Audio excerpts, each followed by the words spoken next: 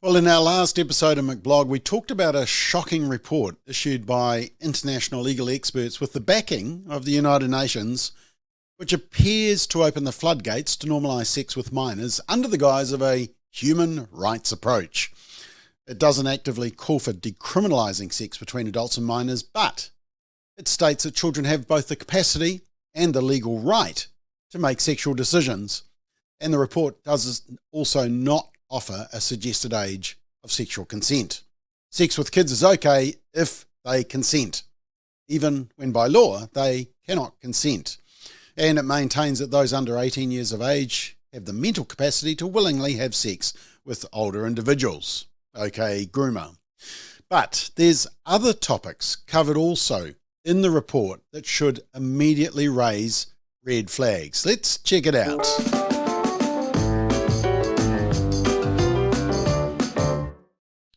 So the report is titled The 8 March Principles for a Human Rights-Based Approach to Criminal Law, Prescribing Conduct Associated with Sex, Reproduction, Drug Use, HIV, Homelessness and Poverty. And the Geneva-based International Commission of Jurists wrote this in March with assistance from the UNAIDS and the Office of the United Nations High Commissioner for Human Rights.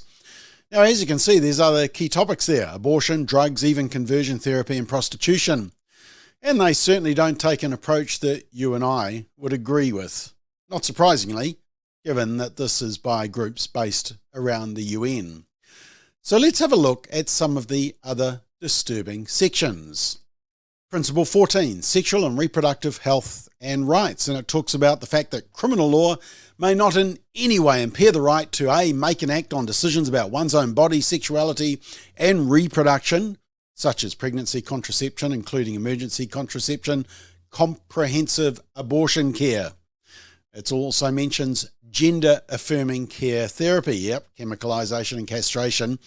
No one may be held criminally liable on the basis that their conduct is alleged to be harmful to their own pregnancy, such as alcohol or drug consumption or contracting HIV or transmitting it to the fetus while pregnant. No human rights for the unborn child. No deterrence of harmful behaviour to a woman that is pregnant.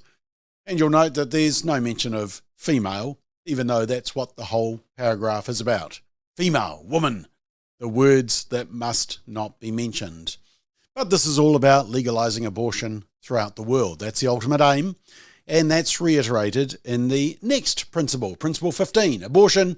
No one may be held criminally liable for their pregnancy loss, including a pregnancy loss resulting from an obstetric emergency such as miscarriage or stillbirth, or for attempting or undergoing an abortion, or for other decisions they may make around their pregnancy or childbirth.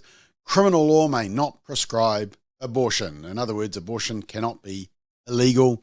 Abortion must be taken entirely out of the purview of the criminal law, including for having, aiding, assisting with, or providing an abortion, or abortion-related medicational services, or providing evidence-based abortion-related information. So, as you can see, Planned Parenthood and abortionists like the grotesque Dr. Kermit Gosnell would be stoked. Once again, no rights for the unborn child, and you'll note that there is nothing about parental involvement for teen pregnancies or informed consent. Now, Principle 16, the report goes on. Principle 16 is a terrible one on age of sexual consent that we covered in our last episode. And then there's Principle 17. Principle 17, sex work. And it talks about sexual services may not be criminalised. Criminal law may not prescribe the conduct of third parties. In other words, what they're saying is that pimps are all good. Prostitution is all good, despite the inherent exploitation and links to trafficking and the significant attitudinal issues it raises about the right of men to purchase sex, treating vulnerable women as commodities, and of course, the connection to pornography. And once again, nothing about age and underage prostitution. No, get rid of the law around that. And then 18, it's all about conversion therapy. Principle 18, sexual orientation, gender identity, and gender expression. No one may be held criminally liable for consensual practices aiming to assist others with the exploration, free development, and or affirmation of sexual orientation or gender identity. Now, of course, as we all know, conversion therapy is okay and can be practiced even here in New Zealand if you're going towards the LGBT lifestyle. And that's what this principle says. And they admit that changing can only go in one direction. See there, it says practices aiming to change or suppress a person's sexual orientation, gender identity, or gender expression.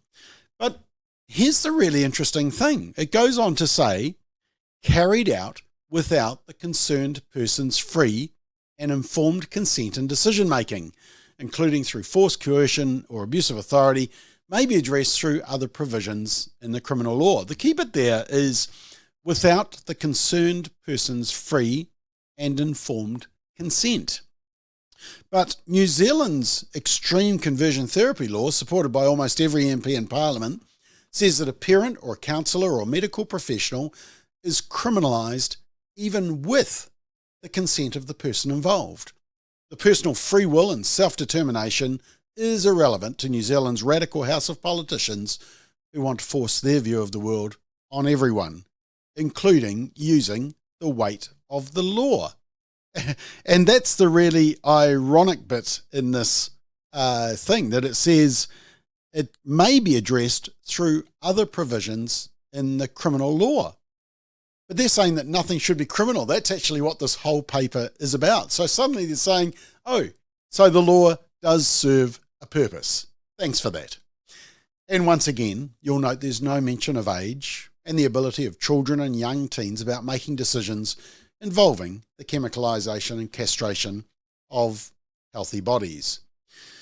Now, you're probably thinking that this can't get any worse, but it does. Finally, drugs.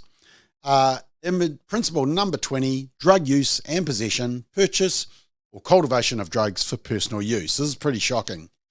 Criminal law may not prescribe, in other words, shouldn't be illegal, A, drug use or the possession, purchase or cultivation of drugs for personal use, including by anyone under the age of 18 or while pregnant.